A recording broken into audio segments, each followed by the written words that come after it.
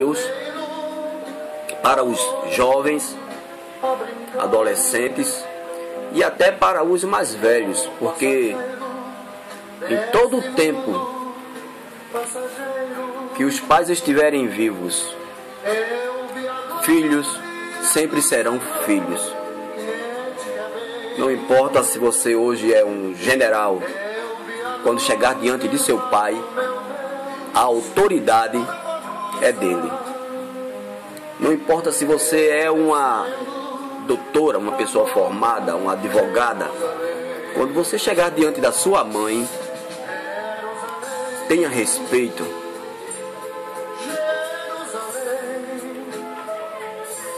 Pois isso é justo. Em Provérbios, capítulo 23, versículo 22, está escrito o seguinte: ouve a teu pai que te gerou, e não desprezeis a tua mãe quando vier a envelhecer. Agora você vê, Provérbios de Salomão foram escritos 900 anos antes de Cristo. É incrível. Hoje nós estamos 900 mais 2.000 anos que Cristo nasceu até hoje, são 2.900 anos passando. Estamos prestes a entrar no 7º milênio. E a Bíblia é atual. Não desprezeis toda uma condição social através da política, da mídia perniciosa, através das influências malignas nos colégios, nas faculdades, nos trabalhos de pessoas sem Deus. Toda uma influência satânica de destruição dos lares, através dos tempos, nos conduziu, nos levou à sociedade. Quando eu digo nos, eu estou me referindo à sociedade, porque aquele que é temente a Deus, ele obedece isso aqui. Tanto os pais, que proporciona ambiente para que seus filhos sejam obedientes, não fustigam seus filhos, não maltratam, não dizem palavras ofensivas, quanto os filhos que amam, que são tratados, são levados a amar. Quando a gente ama, quando um pai, uma mãe trata com amor o seu filho, ele recebe amor, orientação, perdão. Então isso é um ato recíproco. Acontece assim. E Provérbios diz isso. Não abandone a sua mãe quando ela estiver na velhice. Ainda me referindo ao versículo 1, em Colossenses, capítulo 3, versículo 20, está escrito o seguinte: vós, filhos, obedecei em tudo a vossos pais, porque isto é agradável a Deus. Isto é agradável,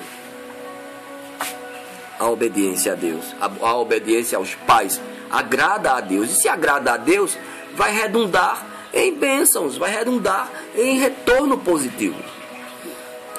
Isso no ambiente em que há uma engrenagem que proporcione pais amorosos, pais carinhosos, pais atenciosos, pais orientadores.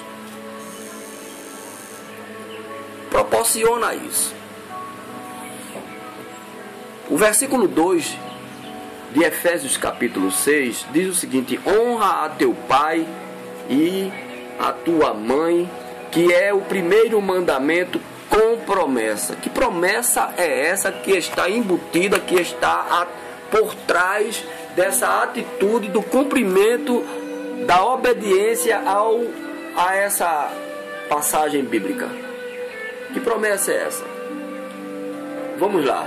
Em Êxodo, capítulo 20, versículo 12, diz o seguinte: honra teu pai e tua mãe, a fim de que tenhas vida longa na terra que o Senhor teu Deus te dá. Essa é a promessa. Essa é a promessa. Longevidade, dias longos.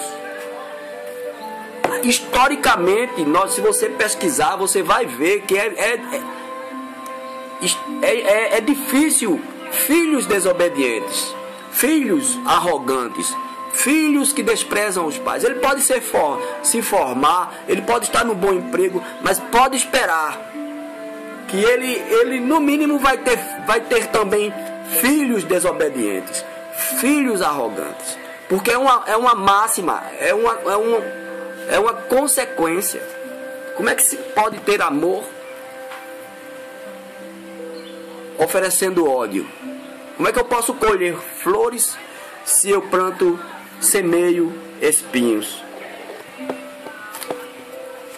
Não tem como. Ainda falando sobre honra a teu pai, ainda sobre o versículo 2 de Efésios capítulo 6, lá em Jeremias 35:18, diz o seguinte: Jeremias disse, é uma passagem bíblica, Jeremias disse à comunidade dos Recabitas: assim diz o Senhor dos Exércitos, Deus de Israel. Veja só, a consequência. Vocês têm obedecido aquilo que o seu antepassado Jonadab ordenou. Tem cumprido todas as suas instruções e tem feito tudo o que ele ordenou. E isso em se tratando da palavra de Deus, ordenou o que é correto. Jeremias 18. Aí em Jeremias 19, veja o que acarreta essa obediência. Jeremias 35:19. Por isso, assim diz o Senhor dos Exércitos, Deus de Israel: jamais faltará a Jonadab, filho de Recabe, um descendente que me sirva. Longevidade. E ainda por cima, na presença de Deus. Jamais, pelo fato de vocês terem obedecido, pelo fato de vocês terem cumprido a minha palavra, jamais, vocês sempre terá, nem que seja um descendente desse Jonadab me servindo na minha presença. Quando chegarmos lá do outro lado, nós vamos encontrar essa descendência de Jonadab, porque está aqui a promessa de Deus. Longevidade. Ainda em Marcos, referindo-se a honrar pai e mãe, honra teu pai e a tua mãe, versículo 2 de Efésios 6, que é o primeiro mandamento com promessa. Lá em Marcos, capítulo 7, versículo 10, diz: pois Moisés disse: honra teu pai e tua mãe, e quem amaldiçoar seu pai e ou sua mãe, né? Amaldiçoar seu pai ou sua mãe, terá de ser executado. Esse é o final, gente. Esse é o final do desobediente. Tanto pais que desobedecem a Deus e tratam mal os seus filhos, está desobedecendo o grande pai, quanto filhos que desobedecem a Deus e maltratam seus pais, terá de ser executado. Se não for agora, porque nós estamos no período da graça, no Antigo Testamento era executado imediatamente, sumariamente. No período da graça, não. Tem o perdão, a longanimidade de Deus. Só que no juízo final, será executado, meu velho. No juízo final, pais desobedientes, pais que maltratam crianças, pessoas que maltratam crianças, filhos que abandonam os seus velhos, receberão a sua recompensa, é a execução. O versículo 3, Efésios 6:3, para que te vá bem e vivas muito tempo sobre a terra. É a promessa.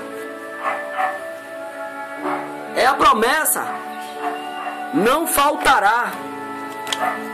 Não faltará herança de Jonadab,